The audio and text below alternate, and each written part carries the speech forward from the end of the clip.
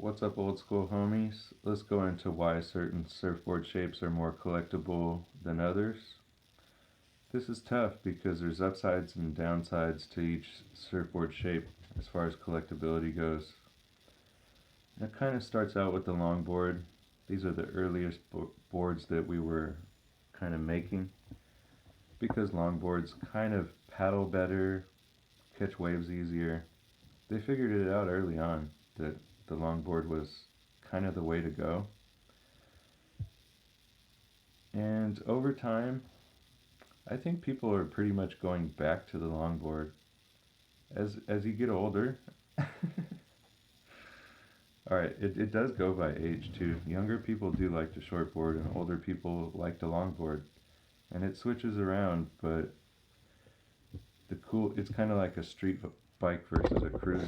You'll see more old men on cruisers and more young guys on street bikes. And it doesn't mean that an old guy can't ride a street bike or a young guy doesn't like a cruiser, but you're going to make your generalities a lot of times. Now, collectability wise, the people that have money right now are older.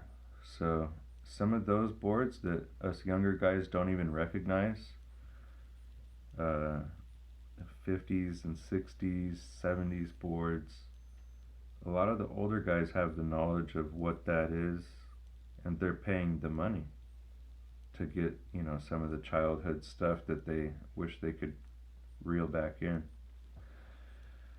Will it stay collectible forever? The hard part about collecting 50s and 60s longboards is not a lot was written about it. I mean, as if we read very much anymore anyways. We're not really familiar unless you're a baby boomer to remember who's the most important longboard shaper. So after like 5 or 6 shapers that are pretty famous in the longboard arena, there's a whole bunch that don't get recognized that are just as good, you know.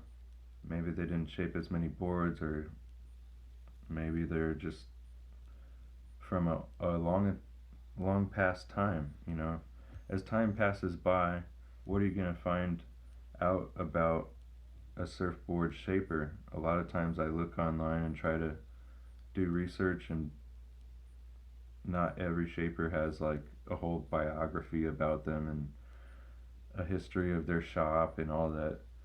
Hardly. Phil Becker, yeah, he probably shaped the most boards out of anybody ever, but that's why everybody knows him. And when you're collecting a board, it's better to go towards a name brand. Sorry to say, but if people don't remember it, it's not like they're out shopping looking for it. So there's certain names that people really gravitate towards in the 50s and 60s longboards, and you don't really want to go too far away from names that people remember if you're really throwing down big money.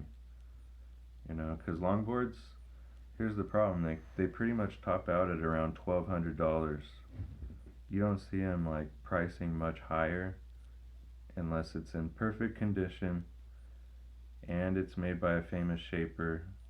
And a lot of times even those get kind of thrown out there at a cheap price if you just wait long enough.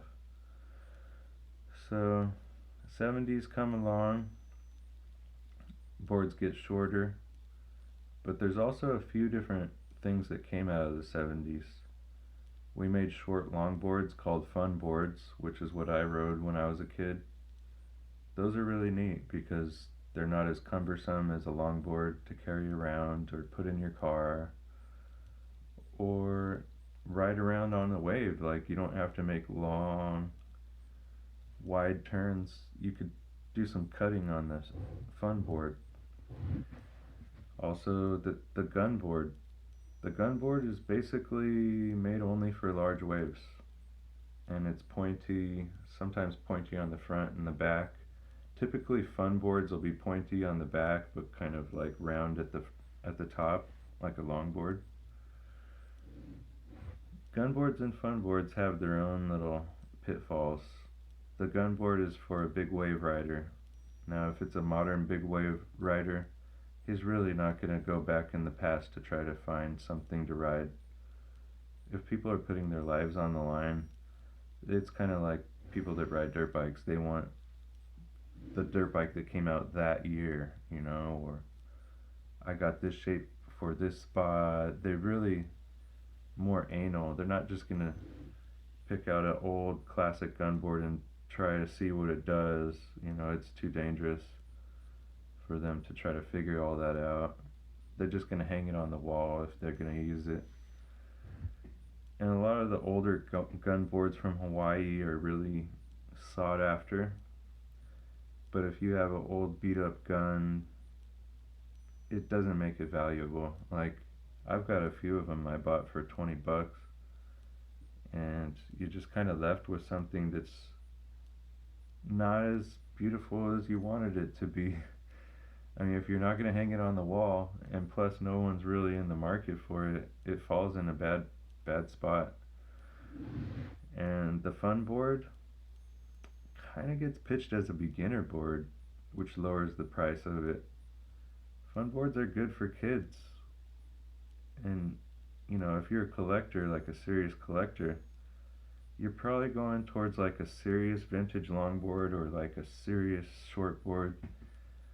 There's not a serious market for fun boards, they sell those new all the time.